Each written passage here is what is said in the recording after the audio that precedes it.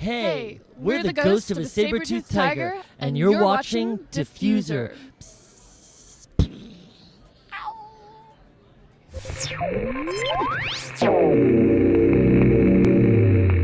Hi, this is Chris Kissel with Diffuser, and we're live at Mountain Jam 2014. I'm here with Sean Lennon and Charlotte Kemp Muhl of Ghost of a Saber-Toothed Tiger. How you doing? Thanks for joining us today.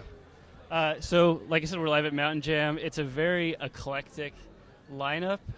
It's traditionally like a jam band festival. That's right. Allman Brothers headlining today.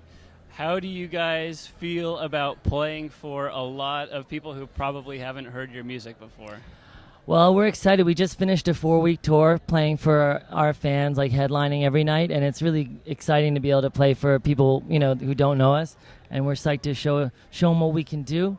But we want to check out the Allman Brothers too. We're big fans of Derek Trucks. Represent. Yo. Right on. You should have seen Derek Trucks yesterday. They were ripping it up.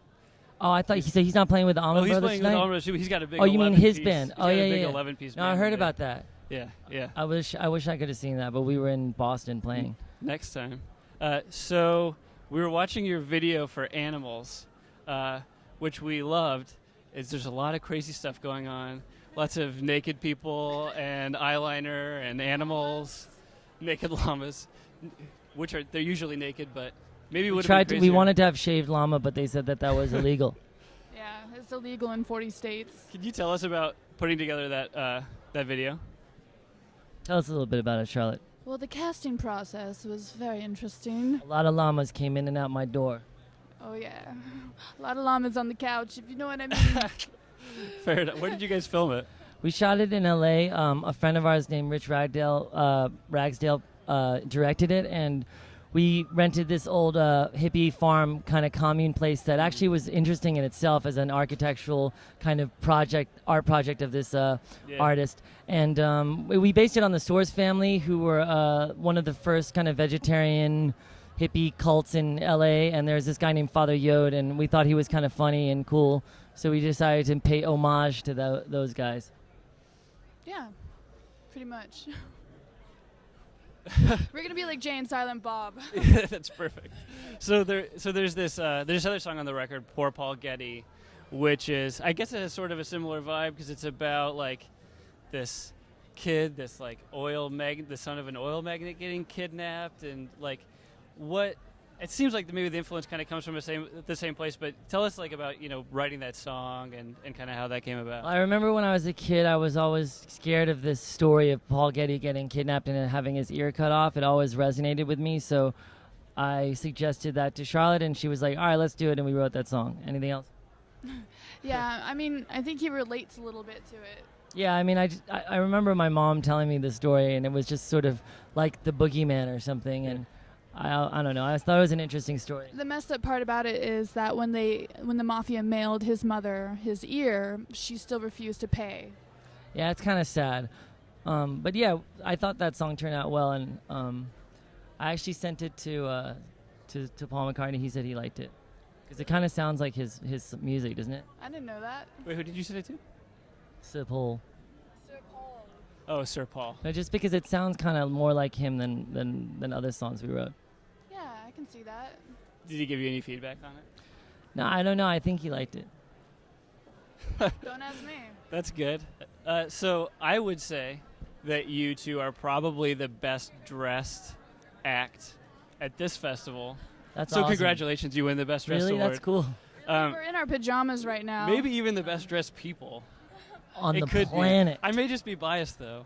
That's cool, man. I'm glad you dig the style. There's a lot of tie-dye. Tie-dye is cool, but okay, well, who are your style influences? Ooh, I like Jane Goodall. I like Aleister Crowley because he's the only person I know who wore a pyramid on his head.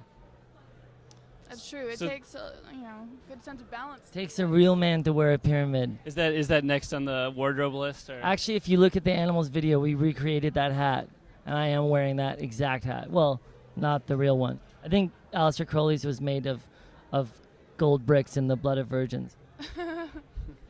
Hat influences. It's made of cardboard. Oh, hit you in the face. Sorry. No, I'm like a little wary of that thing. Here, do you want to hold it? Well, it's good to know the depth of your hat influences. It's deep. It runs It's deep. It runs very runs deep. very deep. So I want to ask you about actually. So Chibo Mato had their record come out not too long ago, with a lot of buzz. It was a great record, and it came out. You released it right on Chimera. Yeah, we put it out on our label, which is called Chimera Music. We also put out the Ghost Music and my mom's records as well. So you used to play with them, but you don't play on this record. No, actually, our keyboard player, whose name is Jared Samuel, is Chibo Mato's bass player. It's kind of confusing, but it's a little bit of a incestuous family. Very incestuous, yes. Are you going to play with them again? Is that happening? You know, yeah, I would never say no to that. I love them a lot. I mean, in fact, we're still roommates with Yuka Honda from Chibo Mato, and she runs our label with us. But, you know, they're busy doing their thing, and we're busy doing our thing. I think it's a lot. We've got a lot going on these days. So, you know, we've got our hands full with this band. Yeah, that's true. Wait, did you really not play on the record? No, Wow. You didn't know? but they recorded it in our studio. Right. Yeah, so it's still like a collaborative. And effort. by our studio, he means our home. Yeah, I mean, our studio is our living room. I mean, I listened to it every day while it was being made through the floorboards. So do you cut all of the? I mean, I don't know how many records you've made for that label, but do you do everything from home? We made all of the records at our studio at home, except for my mother's records we did at Sirius Sound in New York City. Yeah. You're like Ginger Baker with your answers. I know Ginger Baker's like, Yes. "No, bloody hell. No.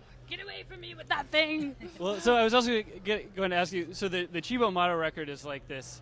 It's like this vanilla color or like this cream colored vinyl when you get it on vinyl, and like Yeah. your record is like has this very intricate, like hand drawn cover that I think you kind of have to have the vinyl version to appreciate. Do you guys think about that when you're designing the records and putting stuff together? Is it intended for vinyl? Well, it's funny you say that because we actually had another drawing that we were working on for a year, and we never wound up using it because we only realized in the end that it wouldn't look good unless it was vinyl because it was so intricate. Yeah, we get carried away sometimes. But yeah, we do everything in-house. So we do all the art, all the packaging. It's a lot of meetings at 9 a.m. in the morning. Well, we really did try to make this cover look decent on a CD as well, whereas we had this other design that was super intricate, and we couldn't use it because when you shrunk it down to the CD, it just looked like mud. Yeah. Thanks, So Ginger. you have to find No. Yes. you have to find a happy Maybe. medium until CDs are phased out. You have to like compromise with both, I guess. If CDs Our CDs will look be pretty phased cool out. though because we use tip-on packaging, which makes it kind of feel and look like a vinyl. It's a little bit bigger than a capsule, whatever it's called, digipack. I feel like a lot, especially with the recordings, a lot of your music is arguably as much about the atmospherics and kind of the sounds that you guys record as it is about the songs that you guys make.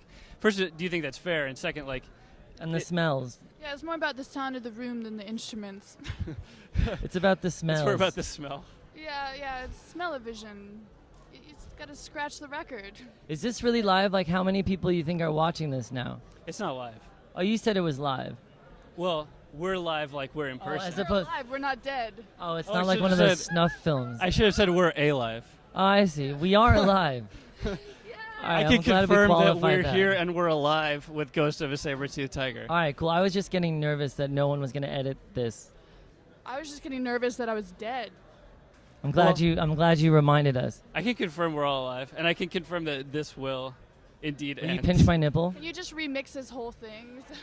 You know that South Park episode when Chef decided to quit because he was Scientologist and they made fun of Scientology? So they made a whole episode where they just re-scrambled old episodes dialogue of his, and they made a whole episode of him just cut up his audio. It was really hilarious. And then they killed him off. So you're saying you think that's what might happen here? I hope so. This reminds you I of think that. she's implying that I could be an reanimated, edited version of myself, and I may have become a Scientologist, and I'm not even I sitting think if here that right was now. the case, you guys could play at Mountain Jam every year. Yeah. You guys could play all day. Well, we wish we could, man. This is a cool festival. I'm hungry. Says Og. And additionally, we're hungry. I just want to ask. I wanted to ask one more question that's relevant to the festival because I want a sandwich. there are sandwiches too. There's a couple sandwiches here. You're in luck.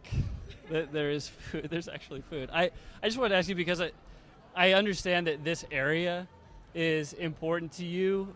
I know that there's like this area specifically. This corner. It is I've heard really. that this corner is very important It's really to you. important to me. This area of the state of New York. Yeah, This general region. it is.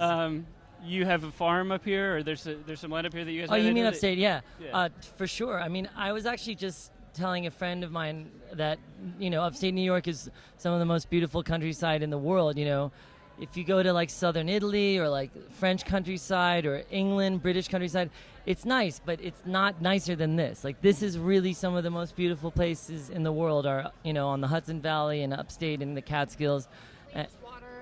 Best water and best people, and I don't know. I grew up here, on and off like summers my whole life, fishing and building tree houses and Drinking unpasteurized milk. and sleeping in the swamp, Sure. the swamps of upstate New York. No, but I do love it here, and I think it's really important that we maintain the beauty and the nature here because. There's no other place like it. And it also, I think it makes New York City very special that it's in proximity to such pristine Right. nature. So I think the combination of having such beautiful nature so close to such a major city, it's unique in the world and maybe the universe, at least this galaxy, and I like it. She's hungry. Okay. Well, that's perfect because I think that's all that we have. But I do appreciate you guys joining us. Nice. We're psyched to afternoon have before been your- here. And before your I'm set. glad that I was able to be edited in and reanimated into this video. Yeah, I'm glad that they could send your holograms here for this interview. Can you just turn it into claymation? Oh, wow. That's a really good idea. This is what happens when she gets hungry. Anyway, She just starts to hallucinate.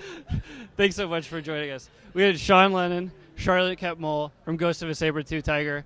You're watching Diffuser live at Mountain Gem 2014. Thanks again.